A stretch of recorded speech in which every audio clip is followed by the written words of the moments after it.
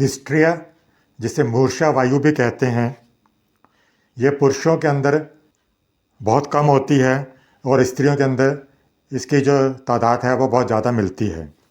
साधारणतः ये जो बीमारी है 15 से 30 वर्ष की जो युवतियां हैं उनके अंदर ये अधिकतर दिखाई देती है, पर कभी कभी ये 8 से 15 वर्ष के बच्चों के अंदर भी दिखाई दे सकती है।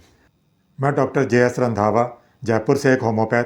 इस वीडियो के अंदर हम लोग हिस्ट्रिया क्या है, मूर्छा वायु क्या है, उसके बारे में विस्तार से जानेंगे।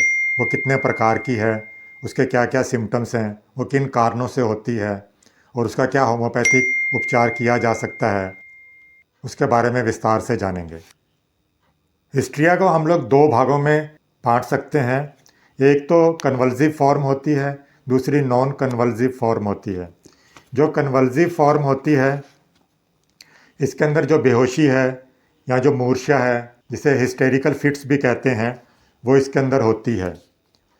बहुत ज़्यादा कोई शोक संताप करे और उसके बाद में वो अधिकतर चुप रहे, अपनी मन की भावनाएं बता ना सके, या प्यार के अंदर या प्रणय के अंदर वो हताश हो जाए, बहुत ज़्यादा उसको क्रोध आता हो पर वो उसको उजागर ना कर सकता हो, तो ये इसके रोग का एक कारण होता है।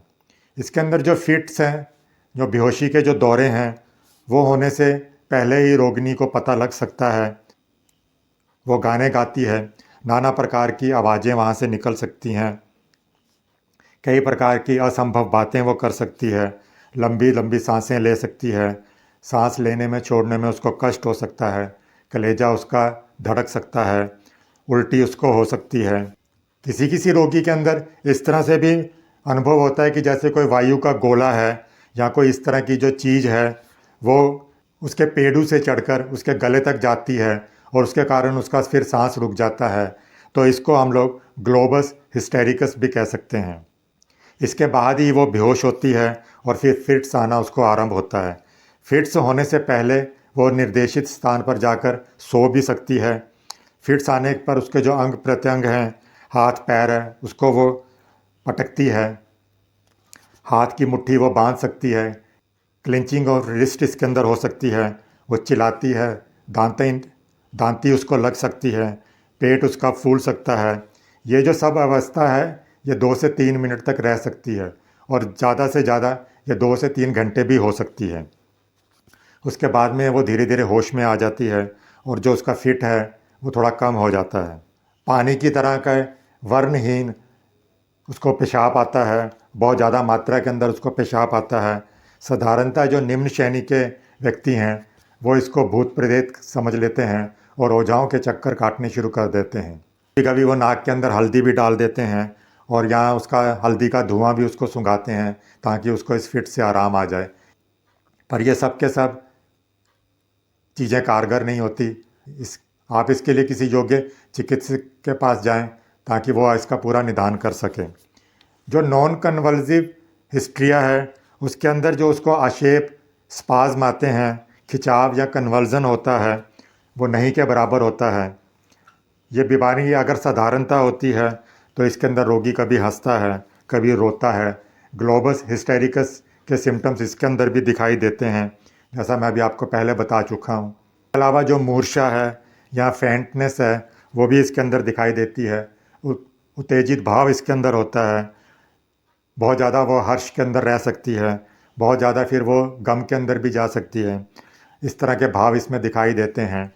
मानसिक अवस्था के अंदर इसमें परिवर्तन हो जाता है और कितने ही प्रकार के लक्षण दिखाई देते हैं।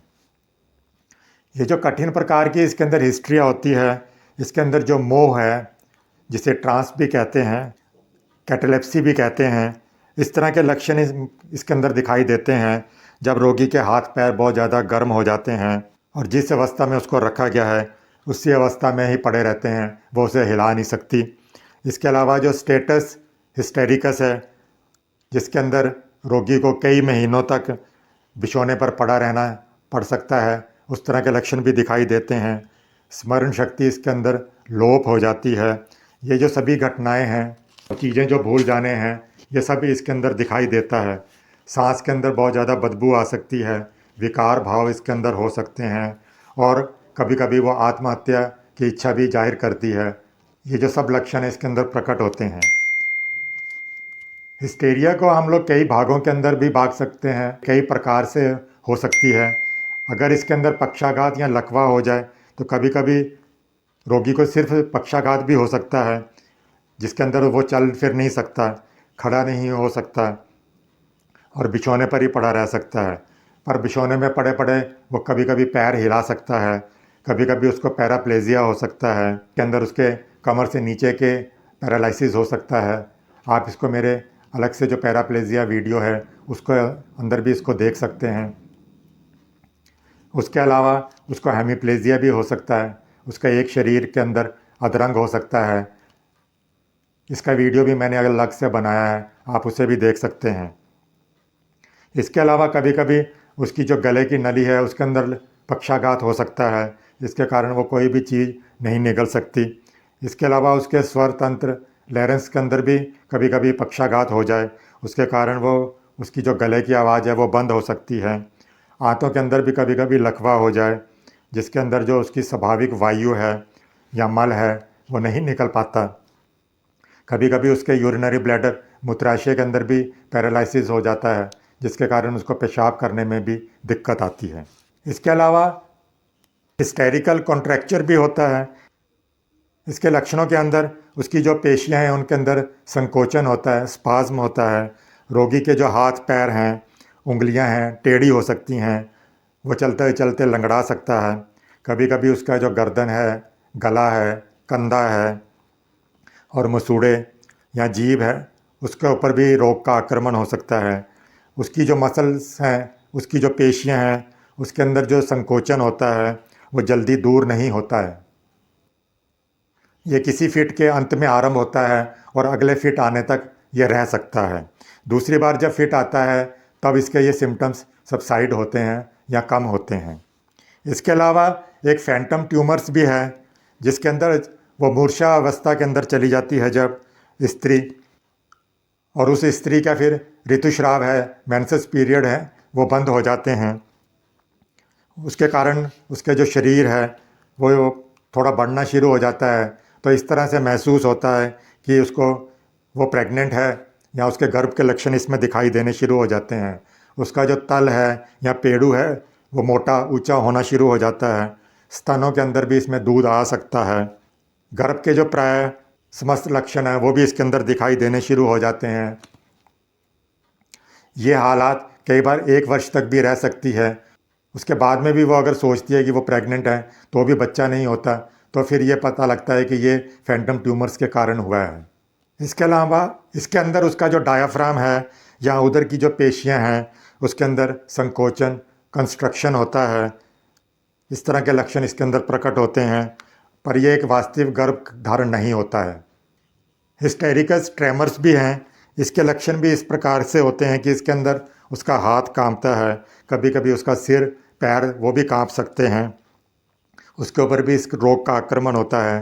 कभी कभी ये सिम्टम्स उसको कभी अकेले होते हैं, कभी इसके साथ में पैरालिसिस भी हो सकता है, कभी कभी कॉन्ट्रैक्शन संकोचन भी हो सकता है।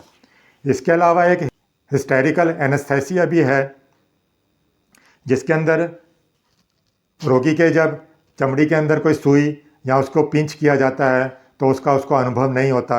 वहाँ पर जो उसके नर्वस सिस्टम है वो कमज़ोर हो जाता है और ये साधारणतः उसके सभी अंगों में भी हो सकता है।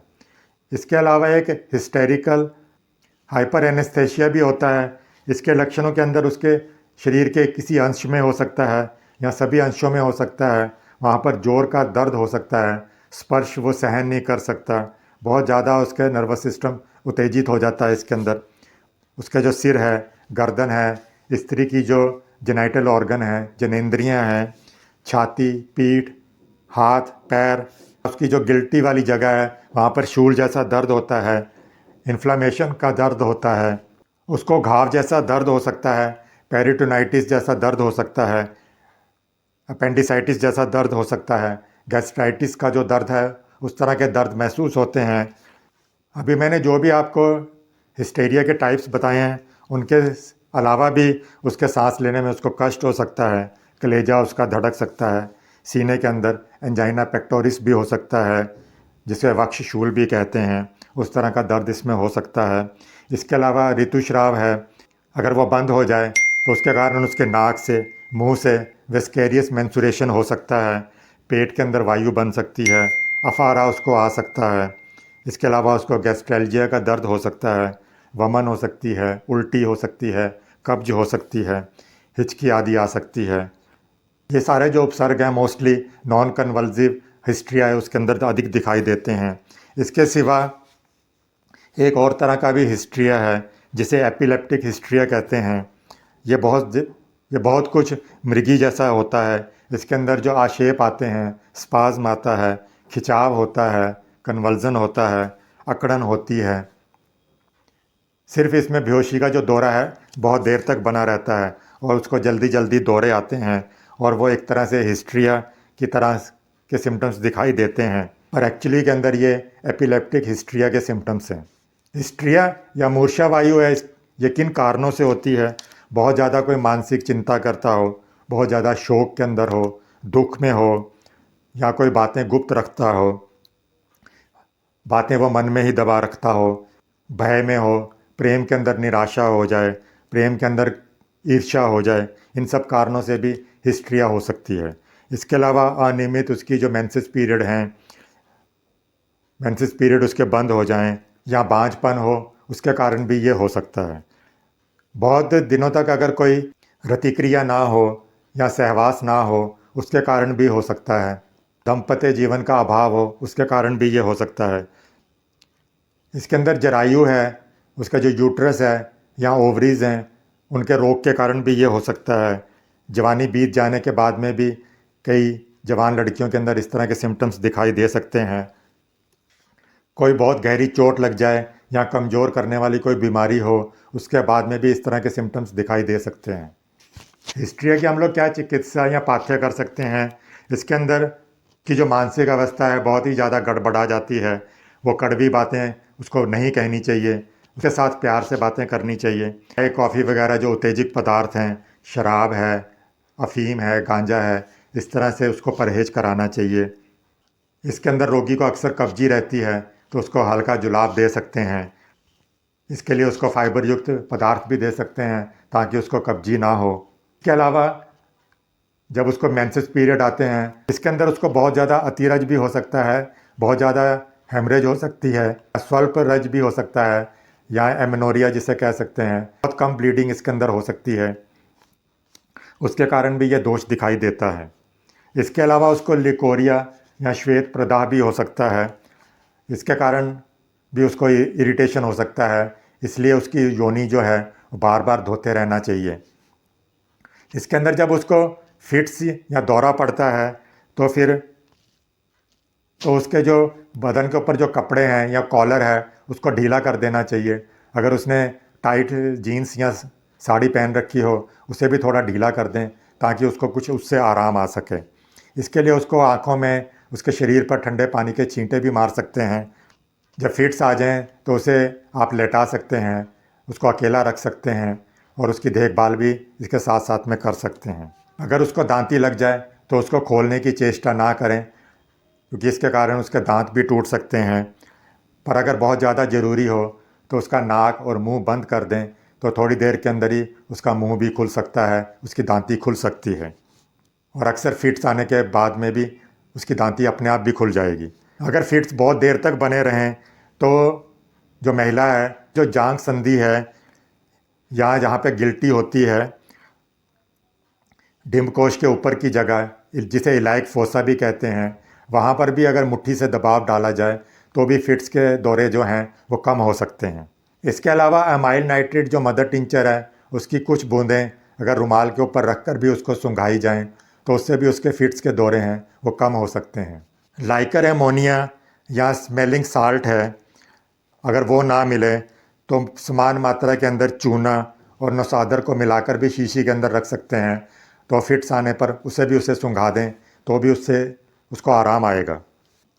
पर ये ज़्यादा भी नहीं सुंघाना चाहिए क्योंकि इस तरह के कारण उसको कभी कभी उसके हृदय के ऊपर ज़्यादा आघात हो सकता है और उसके जो मस्तिष्क है उसको भी नुकसान हो सकता है। तो सबसे बढ़िया तो एमाइल नाइट्रिक है, उसके मदर टिंचर को आप इस्तेमाल करें। अगर कभी दवाइयाँ देने के बाद में भी रोगी को आराम ना आए, जैसे हिस्टेरिकल कॉन्ट्रैक्चर हैं, उसके अंदर जब उसकी पेशियाँ बहुत ज़्यादा कड़ी हो जाती हैं, उंगलियां हाथ उसके टेढ़े हो जाते हैं, या फिर फैंटम ट्यूमर्स हैं, उसके अंदर जब नकली गर्भधारण जैसा उसको महसूस होता है, तो इन सब लक्षणों के अंदर उसको कभी कभी क्लोरोफार्म भी सूंघाएं तो उससे भी उसको आराम आ सकता है। हिस्टेरिकल पैरालिसिस है, उसके अंदर भी क्लोरोफॉर्म सूंघाने से उसको आराम आ सकता है। उसको ठंडी जगह पर बैठाएं, ठंडे पानी से उसको नहला सकते हैं। पके हुए फल हैं, पपीता है, बेल आदि उसको खिला सकते हैं, उसको मट्ठा दे सकते हैं। उसके अलावा उसको साग सब्जियां दे सकते हैं। ये सब उसके लिए लाभदायक हो सकती हैं।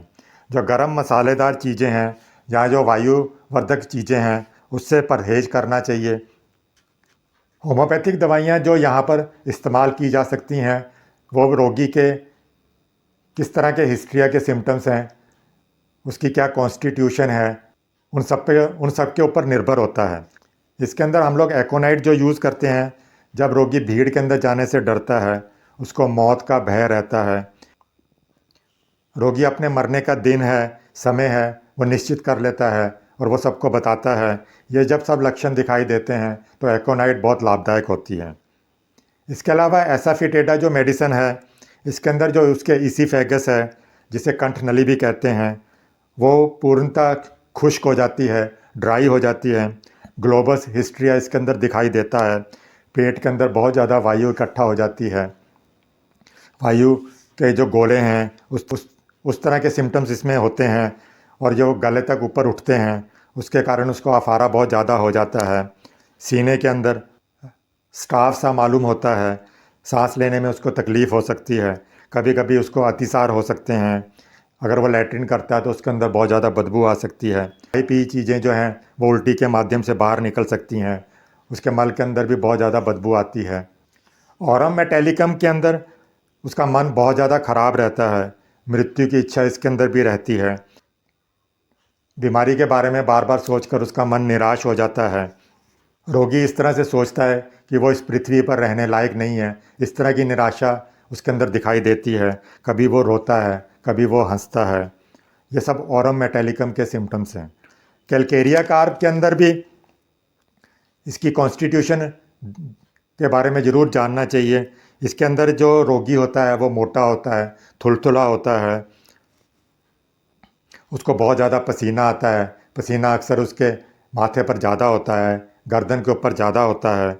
उसको हर वक्त शरीर के अंदर ठंड महसूस होती है, हवा से भी वो डरने लगता है, और ज़रा से भी कारण उसको सर्दी लग सकती है। भोजन के बाद में उसका कलेजा धड़क सकता है। जो मृगी है या कोरिया है, उस तरह के कन्वल्जन्स हैं इसके अंदर दिखाई दे सकते हैं। तो इस दवा से फिर लाभ होता है। कैमोमिला के अंदर जो रोगी है वो बहुत ज़्यादा चिड़चिड़ा क्रोधी होता है। उससे अगर बात करते करते कोई गलत बात कह दी जाए, जैसे बाप की जगह साला कह दिया जाए, तो ज़रा सी बात पर भी वो गुस्सा हो सकता है, वो गाली निकाल सकता है। इस तरह की अगर सिम्टम्स दिखाई दें तो कैमोमिला लाभदायक है।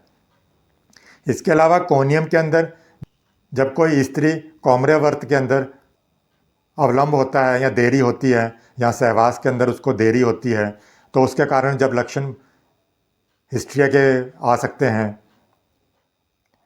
कोनियम के अंदर उसको ग्लोबस हिस्टेरिकल के सिम्टम्स भी दिखाई देते हैं। लेकेसिस के अंदर ऐसा मालूम होता है कि गले के अंदर कोई चीज़ रुक गई हो और वो घूंट लेने से थोड़ी नीचे आ जाती है, लेकिन थोड़ी देर बाद फिर वो वापस अपनी जगह पर ऊपर चढ़ जाती है। इसके कारण उसका फिर दम घुटता है। रोगी जो है अपने गले पर, छाती पर कोई भी कपड़ा सहन नहीं कर सकता, वो उसे हटाने की कोशिश करता है, उसे ढीला करने की चेष्टा करता है, चलने में उसको तकलीफ़ मालूम होती है। लिलियम टिगरी जो मेडिसिन है, इसके अंदर वो हर काम को बहुत जल्दबाजी में करता है। इसकी वजह से वो कोई भी काम पूरा नहीं कर पाता। रोगी इसके अंदर बहुत ज़्यादा कमज़ोर हो जाता है, बहुत ज़्यादा नर्वस होता है। जरायु संबंधी, यूट्रस संबंधी भी सिम्टम्स इसके अंदर दिखाई देते हैं। कलेजा उसका बहुत ज़्यादा धड़क सकता है। इग्नीशिया के अंदर रोगी अगर बहुत ज़्यादा दुखी हो, बहुत ज़्यादा शोक के कारण उसके सिम्टम्स अगर आते हों, बहुत ज़्यादा वो डर गया हो, तो इससे दवा से उसको लाभ हो सकता है।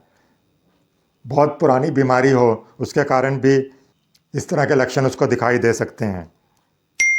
उसका जो मन है बहुत ज़्यादा परिवर्तनशील होता है, कभी वो हंसता है, कभी वो रोता है, कभी वो खुश हो जाती है, कभी वो बहुत ज़्यादा दुखी हो जाती है, एकदम मुरझा जाती है। कलेजा उसका कभी बहुत ज़्यादा ज़ोरों से धड़कता है। नाना प्रकार के उसके जो दुख शौक हैं, चुपचाप सहन करने वाले जो सिम्टम्स हैं, वो सब इसमें दिखाई देते हैं। दुख को वो चुपचाप सहन करती है, उसके कारण भी हिस्ट्रिया के सिम्टम्स इसमें दिखाई देते हैं। इग्निशिया के अंदर भी ग्लोबस हिस्टेरिया के सिम्टम्स दिखाई देते हैं। मस्कस मेडिसिन भी बहुत ज़्यादा इम्पोर्टेंट है हिस्ट्रिया के अंदर। इसके अंदर उसको एकाएक बेहोशी हो सकती है, कलेजे के अंदर इतनी अधिक स्पाज्म उसके अंदर हो सकता है कि जैसे वो अब मर ही जाएगी। टेटनस के सिम्टम्स भी इसके अंदर दिखाई दे सकते हैं, फिट्स उसको आ सकते हैं, मुंह से झाग फैन निकल सकती है। नाइट्रिक एसिड के अंदर इसके अंदर रोगी जो है चर्बी, खड़िया मिट्टी, चूना, इन सबको खाने की इच्छा रखता है। उसका मन बार बार इन चीज़ों को, अनडाइजेस्टिव जो फूड हैं उनको खाने की इच्छा रखता है। ये लक्षण एल्यूमिनियम के अंदर भी दिखाई देते हैं। शरीर के जगह जगह उसके संपंदन होता है, कंपकंपी उसको आती है, ट्रेमर्स होते हैं और शरीर उसका अत्यंत कमज़ोर हो जाता है। नक्स मोस्केटा के अंदर वो केवल हंसना चाहती है तो हंसती ही रहती है। हर वक्त उसको ओंघाई, उसका मुंह सूखा रह सकता है, इसके बावजूद भी उसको प्यास नहीं लगती है। थोड़ा सा भी अगर वो खाना खा लें तो उसका पेट एकदम भर जाता है। इसके अलावा जो उसकी मेंसेस पीरियड हैं वो भी नियमित नहीं होते हैं। लुकोरिया, श्वेत प्रदाह इसके अंदर भी उसको हो सकता है। कैलेरिनिया जो मेडिसिन है इसके अंदर जो वायु वाले हैं या नर्वस व्यक्ति जो हैं उनके अंदर ये अधिक दिखाई देता है। उनका मन बहुत ज़्यादा परिवर्तनशील होता है, मिजाज बहुत ज़्यादा परिवर्तनशील होता है। कभी वो बहुत ज़्यादा नम्र हो जाती है, कभी बहुत ज़्यादा क्रोधित हो जाती हैं, कभी एकदम विनतियाँ करनी शुरू कर देंगी, कभी वो हंसती है, कभी रोती है। तो इस दवा से फिर उसमें लाभ होता है। इस दवा से उसके जो वाइटल फोर्स हैं उसकी भी शक्ति जागृत होती है और उसकी जो कमजोरी है वो थोड़ी दूर हो जाती है। जिंक वेलिरिने जो मेडिसिन है इसके अंदर उसके पैर हैं वो स्थिर नहीं रहते, वो अपने दोनों पैरों को स्थिर नहीं रख सकती, यहाँ उसका एक पैर लगातार हिलता रहेगा। इस तरह का आश्चर्यजनक लक्षण इसमें दिखाई देता है। जिंक वेलिरिना मेडिसिन इस्तेमाल की जा सकती है। हिस्ट्रिया के अलावा भी इस तरह के अगर पैर हिलाने वाले लक्षण दिखाई देते हों तो जिंक वेलिरिनम बहुत अच्छा लाभदायक होती है। फॉस्फोरस जो मेडिसिन है इसके अंदर भी रोगी कभी हंसता है, कभी वो रोता है, मिजाज उसका बार बार परिवर्तनशील होता रहता है, कब्जी इसके अंदर रहती है, मल इसके अंदर बहुत ज़्यादा सूख जाता है, जो उसकी काम अग्नि है वो बहुत ज़्यादा प्रबल हो जाती है। तो इस दवा से फिर उसको फ़ायदा होता है। सीपिया के अंदर उसको ऐसा मालूम होता है कि उसकी पाकस्थली के अंदर भी ऐंठन आ गई हो, वह गले तक चढ़ जाती है, उसके कारण उसकी जो जीभ है कड़ी हो जाती है, वो बोल नहीं सकती, सारा शरीर उसका कड़ा हो सकता है, बेहोशी उसको आ सकती है और उसके साथ में उसको बहुत ज़्यादा पसीना भी आ सकता है। सल्फ़र के अंदर उसका जो शरीर है हमेशा ही लाल रहता है, उसको गर्मी महसूस होती है, उसकी जो खोपड़ी है या सिर के ऊपर का हिस्सा है उसके अंदर गर्मी महसूस होती है, उसके जो पैर के तलवों के अंदर भी गर्मी जलन महसूस होती है। क्रियोजोट जो मेडिसिन है उसके अंदर जो हिस्ट्रिया के रोगी हैं उसको उल्टी हो सकती है तो फिर ये प्रयोग की जा सकती है। इसके अलावा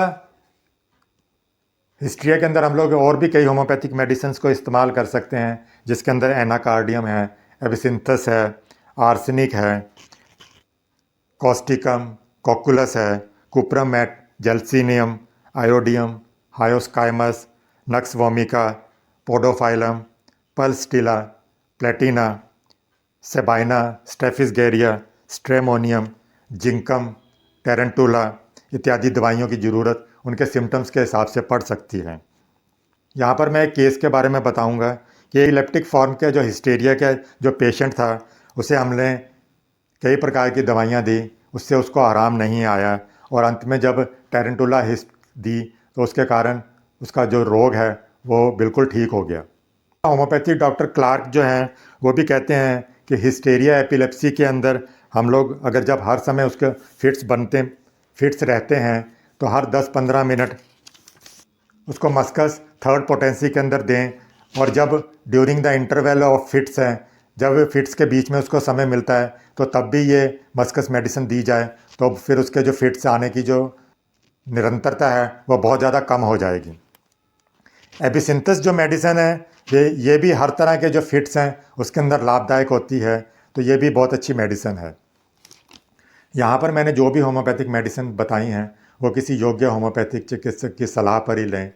अगर आपको ये वीडियो अच्छा लगा हो तो इसे लाइक कीजिएगा, इस चैनल पर नए हैं तो इसे सब्सक्राइब कीजिएगा और बेल आइकॉन को भी ऑन रखें ताकि जब भी नया वीडियो आए तो आपको मिस ना हो सके।